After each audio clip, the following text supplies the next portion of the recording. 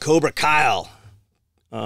Hey, John, I'm going through all the member meetings, and you did talk about my question number 17. If you want to expand on it, great. If not, cool. And you did talk about it. I don't know what the fuck he's talking about. Did he mean did not? Man, I'm having a hard time. There's no goddamn punctuation in this shit. And a lot of questions, like when I printed them up, they're like the entire page. And I get it. I mean, I text things out, and what I see is sometimes not what fucking comes out the other end. Maybe he meant did not. If you want to talk about it, that's great. If not, cool. Another question. I wish he'd have fucking told me what the question was. Yeah. Come on, Kyle.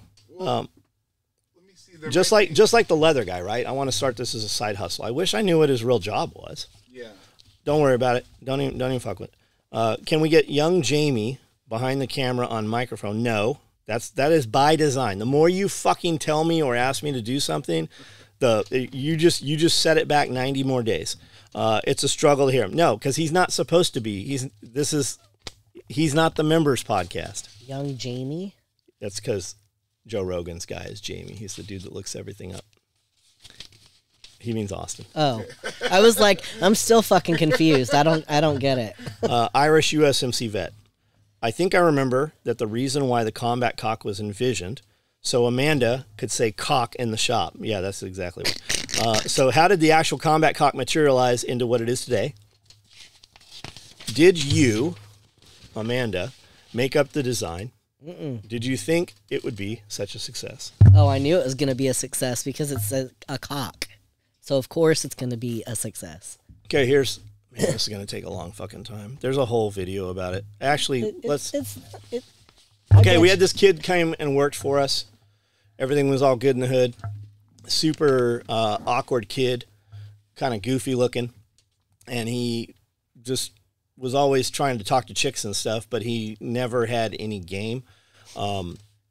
He was flying home to his mom's house to California, and he wanted to get this Domo doll. I don't even know what a fucking Domo doll was, right? So it's this square little stuffed animal character, I think like SpongeBob, and he wanted to get it out of the crane machine or whatever because he wanted to take pictures all on his way home and around California with this fucking stuffed animal. So he came back and he had a pin cushion. It was a combat cock. It came from, it's a little pin cushion that his mother had made, came out of Sunset magazine. And they've been around literally since my grandmother was getting magazines. So he comes back and he's like, I go, we're going to build these things. I go, this is a cool idea. He's like, okay, what are we going to call it? I'm like, okay. He's like, I think we'll call it a battle chicken. What are you looking for? The video? No, so a long time ago, I found the original one, not the one that you guys. It's the one with me and Mookie. No. I found the one that it was based off of, and I posted it somewhere, and I think it was in the back page. I'm looking to see if I could find it. Yeah, don't worry about that. The original, like they go back to black and white magazines. Yeah. It was scraps. So it's a pin cushion. So he's like, I'm like, hey, check it out, okay? Because he needs something to do. He's working, and I'm like, you're going to build these things, and you're going to start a business, but you're going to run all of your books, right? You have to know what this costs. You have to know what it costs to ship it. You've got to handle all this shit. So I show these things. He gets, 12 people order them over the night. And he's like, what are we going to call them? I go, we're going to call them combat cocks. He's like, we can't call them combat. We're going to call them battle chickens. I'm like, you're going to fucking call them combat cocks, and that's what's going to sell it. You're going to call them combat cocks. So I put it out there as combat cocks. We start building these things, and I'm giving him his materials. He's cutting them out of scrap. I'm not even charging him for the materials. So we start showing them. Orders start coming in for these things, and I'm like, okay, you got to buy some materials. I'm going to sell you, because I buy case quantity webbing. So a roll of 1-inch webbing, back then, it was like $32 a roll, and there's, I think, 20 rolls, so you got to buy a case of it. I'm like, you're going to pay me exactly. I'm not even going to charge you the shipping on it. We're not even going to figure that out. So $32 a roll. So some time had gone by, and when I came back through the building, I'm skipping a bunch here, but I come back through the building. I'm like, why are all these micro rigs sitting here? He's like, we don't have any 1-inch webbing. I go, I ordered all the 1-inch webbing. He's like, yeah, it's not here yet. It's not, we don't know where it is. And then it happened again like the next week. I'm like, why are all these multicam micro rigs? And we're talking 120 piece runs. And I can't ship in. They're all sold, but I can't ship them because I don't have waist straps for them. And he's like, we don't have the webbing. So I get on, something just fucking hit me. It was eating at me over the couple weeks. So I was at home and I pulled up the company we buy from and I see tracking and I show the shit's delivered. I'm like, what the fuck's going on? So I go over to the building, I don't know, at like 9 o'clock at night to look for this webbing, and his car's there. And I'm like, what the fuck's he doing here? And I hear, psh, psh, psh, psh, psh, psh, psh, psh. And I go in, he's running the digital cutter's running, and he's cutting all the, I go, what the fuck are these? I go, I thought you told me we didn't have any of this webbing. He's supposed to be cutting it out of scraps and shit. And he's got my rolls of Cordura laid out, and he's cutting combat cocks. Well, I'm pushing the orders. This is his thing. I want him to, because I'm going to have him start doing ordering and have him start doing more in the business and shit. I'm like, and I'm pissed about it, but I don't like lose my shit. I'm like, turn this shit off. No more of these. You're going to finish these. No more of these are going out of here until all of our shit is shipped. Like, why the fuck is this webbing here when I've got I literally had 120 some micro rigs that we couldn't ship out. And nobody buys just a micro rig, right? So that's not a $100 order. There's probably $300 worth of shit in the box that we can't fucking move. So I was irked about that. We're going to SHOT Show. I take him out to SHOT Show, introduce him to my vendors and shit. We come back from SHOT Show, and the motherfucker comes up to me on morning. He's like, so, I'm moving. I'm like, okay, do you need help? Like, he's like, no, I'm going back to California. I go, what the fuck do you mean you're going back to California?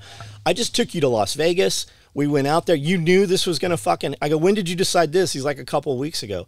I go, how fucking dare you go out to Las Vegas and I introduce you to my fucking vendors and we go fucking drive fucking cars and we go do all this shit. He goes, well, I'm giving you 2 weeks. I go, get the fuck out of here.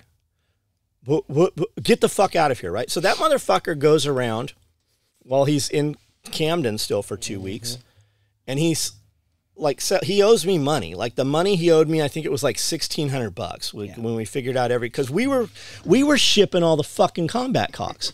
Like I was shipping all the combat She's shipping cocks. all the combat cocks.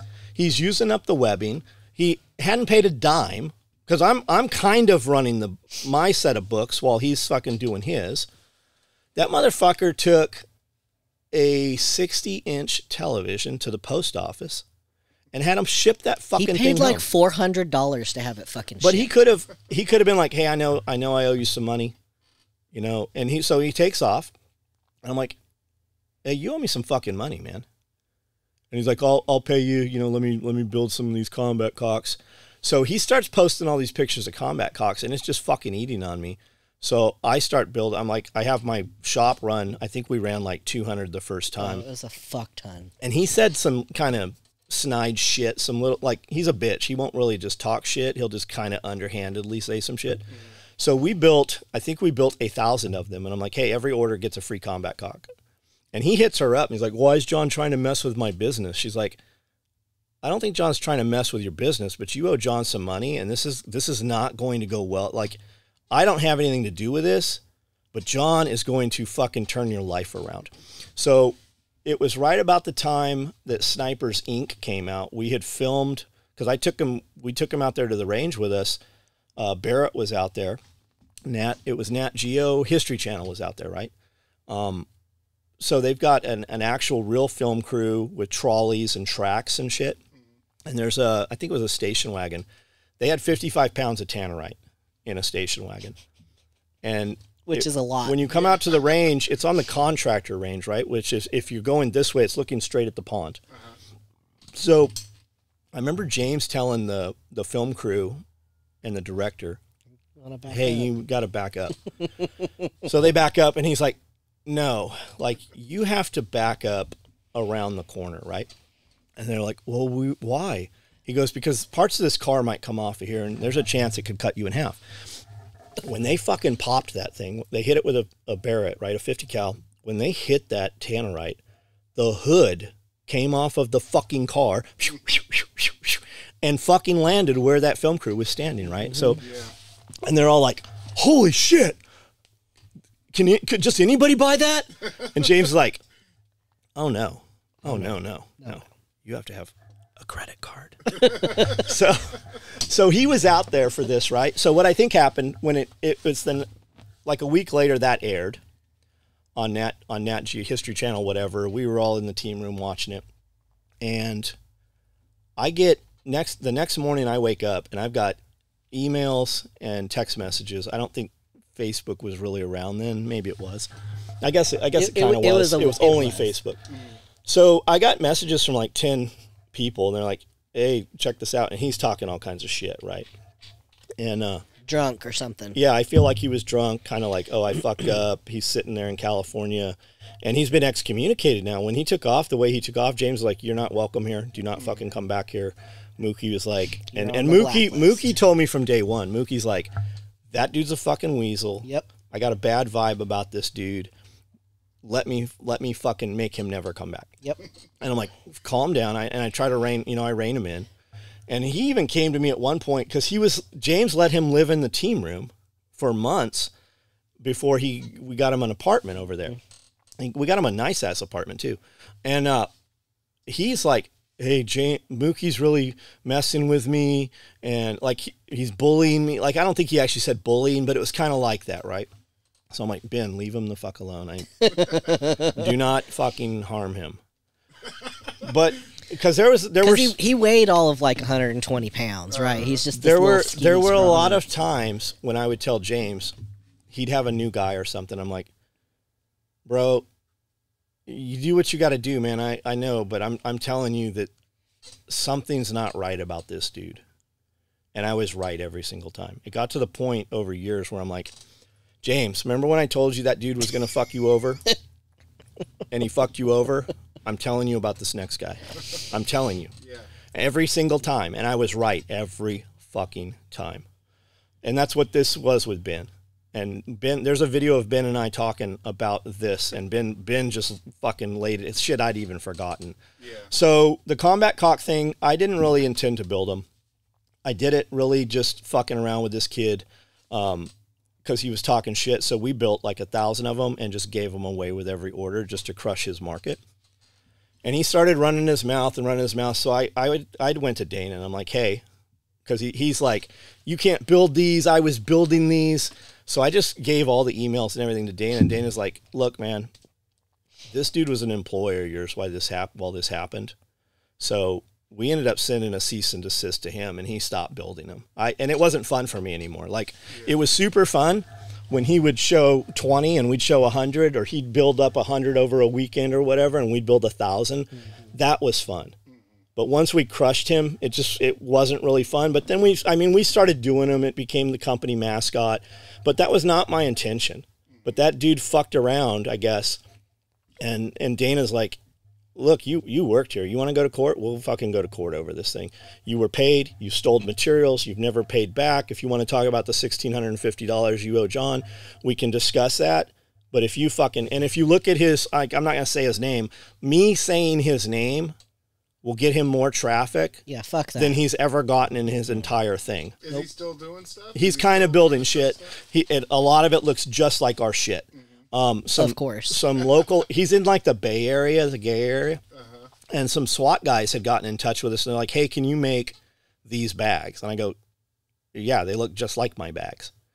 And he goes, yeah, we ordered them from this kid Andrew. And we can't get them. He's not done them. So we ended up doing a bunch of, it was just like clothes bags, but he's got a wallet that looks like, he's got a lot of shit that looks just like our shit. So Lunch whatever. is ready. Lunch is, how do you know? Because Jeremy texted me. Oh. Well, I'm good. Are you good? Or do you need to eat? No, I'm fine. Okay. But there's a lot more to that story. That's like, that story could be an entire podcast. And when we get the people that were around at the time and we have that conversation together, like when Scully and I talk about the raid and stuff, there's just stuff I've completely forgotten. And when he says something or she says something, it'll turn me in another direction for another 2 hours on that stuff. The other thing with the combat cock is it was an icebreaker. It allowed this goofy ass kid to go up to a hot chick and be like, "Do you want to hold my cock?" Right? Because it's a stuffed chicken, but it's a cock, and it's a way for him to talk to her in a suggestive manner without her getting offended, because it's a cock, it's a chicken, right? So the one he that's had, the way it turned into it. if I remember right, the one he had that his mom made was like a floral print or something. It was made of like, Joann's material. It's or like quilting cotton. Back then, we actually had like fabric stores. Like when I was a kid, you would go with grandma or mom to the fabric store. It wasn't like a section in Walmart. It was an actual standalone store that had fabric and everything you need to make clothing. Which we found one. We found one in Kentucky a couple months ago. Is it in Murray? Yeah. Yeah. And there's this lady in there, and she saw my shirt and said something. I go, and I don't remember what she said, but we ended up talking, and she's like, "Yeah, I was the marketing director for John Deere Tractor Company." I'm like, "What the fuck are you doing here?" She's like, "I just wanted to do, something else, and I just do this part-time, and my husband and I, we have a farm," and I'm like, "You want a fucking job?" But we talked for a while. She was working on the quilting machine. She was super cool. Yeah. But she used to go, so anyways, it was a fabric print thing that he had. So the first one we made, when I'm like, "You're going to sit down," I go, "Here, we're going to make patterns." So I did the patterns. We cut it out. We scaled it because I wanted it bigger. I needed it to be a certain, for photos and stuff, to fill the palm of your hand. And we made it out of black. And he goes, "Okay, now what?" I go, "Now we're going to Walmart, and you're going to walk around to every fucking chick you see, and you're going to be like, 'You want to hold my black cock?'" He's like, I can't. And we went to Walmart. Chester's wife thought it was fun. Every person we spoke to did not take it as vulgarity. They laughed, and they're like, "Oh, this goofy kid," right? So we go to SHOT Show, and I'm like, all the gun bunnies, they're really strippers, the booth babes. They're part-time. They do this. They probably make more money doing this than dancing. Well, strip clubs normally make patches for SHOT Show because it's such a big... Yeah. They probably do now, yeah. So I'm like, walk up to her and say, "Hey, do you want to hold my cock?" And he could never... He was always like, we would introduce him to people, and people would introduce him to girls. I'm like, "How'd that go?" He's like, "I don't know, man. Her nose is a little crooked." I'm like... Her toe is long. I'm like, do you have a fucking mirror in your house? Like, your teeth are fucking sideways. Yeah. Oh, yeah. But didn't we take Sebastian? We were at, it was at the NRA show, and Sebastian would run up to girls. Oh, fuck yeah. "Hey, you want to hold my cock? Hey, I'm going to rock out with my cock out." He was like 5. It was almost out of control. Well, it was out of control. It was out of control. He was fucking out of control. So I guess we kind of answered that question. Brian Fraser, John, the video I sent that got deleted was the deer carcass chicken feed video. Allegedly never loses egg production in northern latitude. Wondering if it was bullshit. Thanks for all you and Amanda and the crew do. So I don't remember seeing it. Are we talking about you take the deer carcass and give it to the chickens, and because of what they're eating, they don't lose egg production? A lot of it has to do with photocycle. What's up? Just letting you guys know lunch is ready. Thank you. Yeah. Okay. I was just wondering who that was. Yeah. Okay. So, because this is going to take a minute. A lot of it has to do with photocycle. Now, you can put lights in your area where your chickens stay and give them a little more light, and they will shit out more eggs. Now, you will see people say, "Well, it's hard on the birds." Chickens are born with so many ovums, and different types of chickens have more. Some have, 1,000, some have 1,500. Those ovums grow. If you cut open a chicken, you will see inside her, there is this chain that looks like eggs, and they start as little teeny things, and they get bigger. They look like little fish eggs, pollywog eggs, fish eggs, and they get bigger until a full egg. And if you kill her in the morning before she's laid an egg, there will be a real egg. There'll be kind of a full-size soft egg, and it just goes down. And that's what's in them. And you have to look at animals. Well, I look at animals, but especially chickens. If you are feeding an animal and it is not giving you something, that is a pet. Yep. And we have a lot of pets here, a lot of animals, right? So while people are like, "Yeah, I go through, a bag of chicken feed every 2 weeks," I have 5 runs that we go through a bag of chicken feed, a bag of scratch every week, if not sooner. So I need a return out of those birds. And we grow. I waste a lot of money here, but I look at it as meat on the hoof. If the balloon went up, right when the COVID shit started, we really nobody knew what it was. So we went out and got all of the chickens that we could get, every one of them, and we grew them up. And if they became roosters, we would eat them if we needed to. And for a time there, you would go to the grocery store. And there was no chicken. There was no hamburger. There was fucking Very little. There was plenty of steaks, but there was nothing else. So if anybody was on a budget, food was scarce for some people, right? So okay, maybe this is real. And there's a lot of circular reporting happening at the time. So we grew a ton of meat, and we bought at the same time we bought commercial poultry processing stuff, or commercial for the level of, homeowner, kind of small scale farmer. We bought a Featherman, we bought a Scalder, we bought a Plucker, we brought, and this was over a period of about 6 months, we brought in triple commercial freezers. We brought 3 bin mop sinks so we could go, we brought in kill cones, and we could just go from wash, hand it over, to gutting, to clipping the feet and the legs and everything off. And you run 6 people, we can do 50 birds in a few hours with 4 people. At 6, we really have people in the way and standing around and shit. So my point to that is, yes, you can raise the light. And here's why, right? Because once you start doing chickens, and if you're a first-time chicken person coming from the city, you see all those beautiful pictures on Mother Earth News of the barred rock out in the snow, and you see the red barn. That was me. I love those barred rock birds. They're pretty. But when you start doing birds, if every year, you can make it easy on yourself every year, switch your breeds. Do barred rocks one year, do Rhode Island Reds the next, do whatever Dominics the next year, right? And here's why, because when the bird's 2 years old, you know that all those gray birds, those are chicken and dumplings, or dog food, or crock pot, or canned chicken, whatever you're going to do with it. It's easy. You just kill that whole flock. You process that flock off. Now, birds will still lay eggs at 4 and 5 years old. But if you look at it on a cost analysis, you are paying more to feed that bird than that bird is giving you a product, right? So I need an egg every day out of my chickens. Now that slows down in the winter, and a safe number is you figure out how many eggs you want in the winter, and you have twice that many birds. Now in the summer and spring, you're going to have an overage. You could feed those to people. You could give those to people. You could sell those. Our dogs eat a lot of eggs. Now, if you have your chickens locked up, like a lot of people do, our chickens have access. They can jump over the fence. Now, if you take a chick and you raise it in a confined area, it doesn't know freedom, and it won't jump over the fence, and it won't cross over into the other paddocks, and it will stay right there, and you'll get every egg. But if you have chickens that have freedom, and then you lock them up, they're still going to run for freedom. And what happens is, a lot of times you might have 20 chickens in this run, and you're like, why did I get 2 chickens? Well, two eggs today, because they're laying their eggs somewhere else. You have to find them.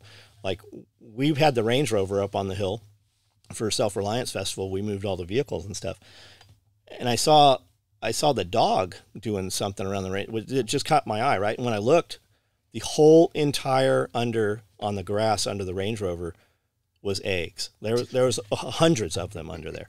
So that's where the eggs had gone. So if you raise your light cycle, you'll get that. If you have a barn or something, like a building like this, these are too expensive. Like, it used to be, you would just buy one of these buildings and just let your chickens in there, and they'd shit all over it. Nobody cared, right? It was just a shed. This damn shed's fucking $15,000 now.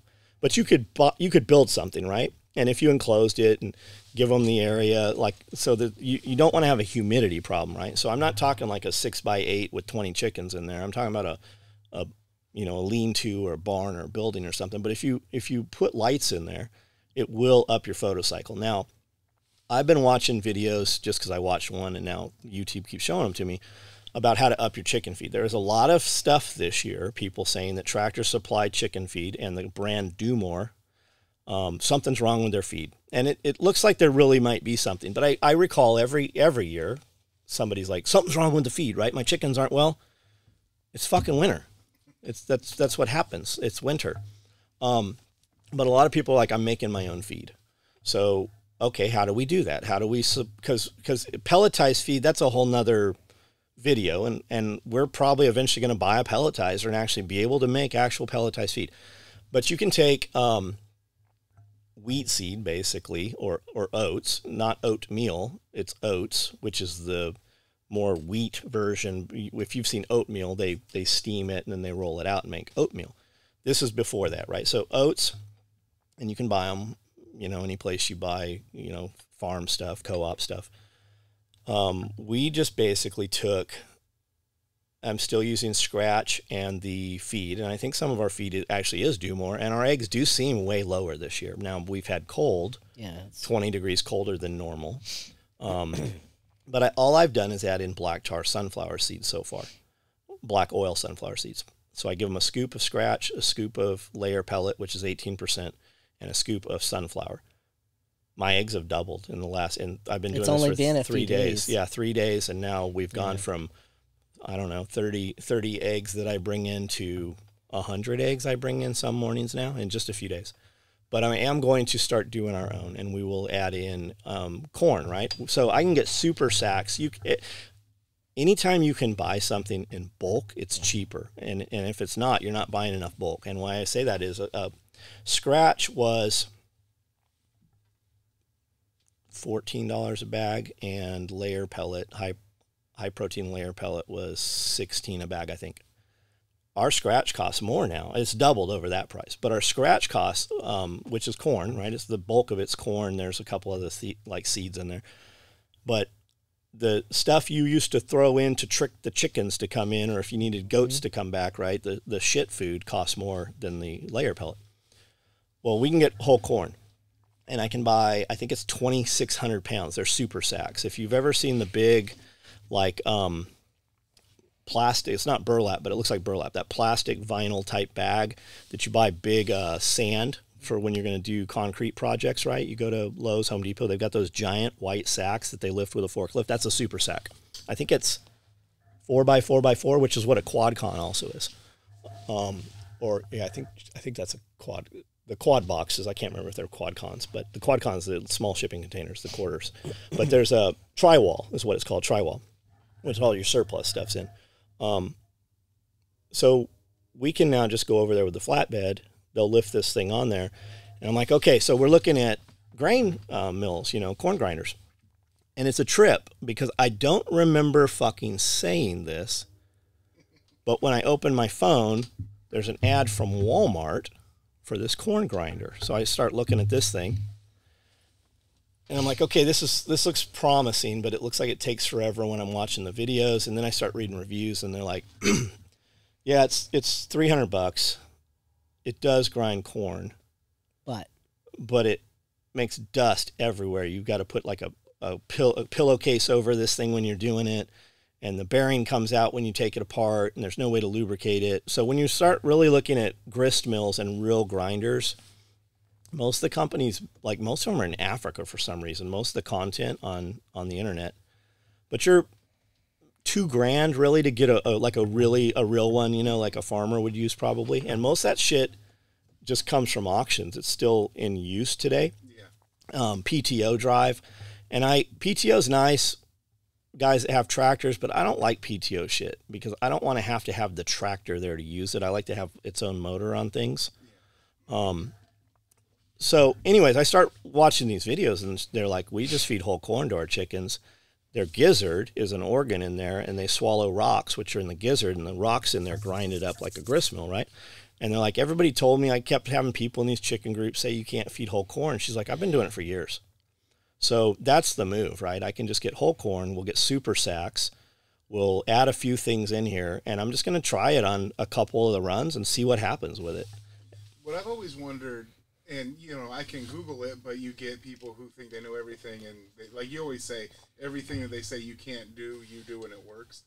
Can you, because chickens will eat eggs, So can you feed them exclusively eggs and not have any health problems? Like, will they still produce eggs? So I don't know about exclusively, but my chickens do eat a lot of eggs. I used to cook 36 eggs every morning for breakfast. Every morning. And we'd feed everybody that wanted to eat, and then the rest of them we'd feed back to the chickens.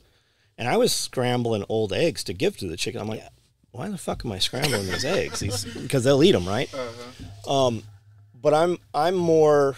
Could you? Yes. I don't know that they could only have that. I don't know the answer. That's a good question. Yeah, because if it can be self-sustaining and then be meat, you won't get the egg because you're giving it to them, but they're meat and they're paying for themselves. It's more advantageous for me to pass them to the dogs, because the dogs serve a lot of purposes here. They're definitely a tool here. And they're definitely healthier eating the chicken and the egg than the kibble. Absolutely. Trying to tear us down.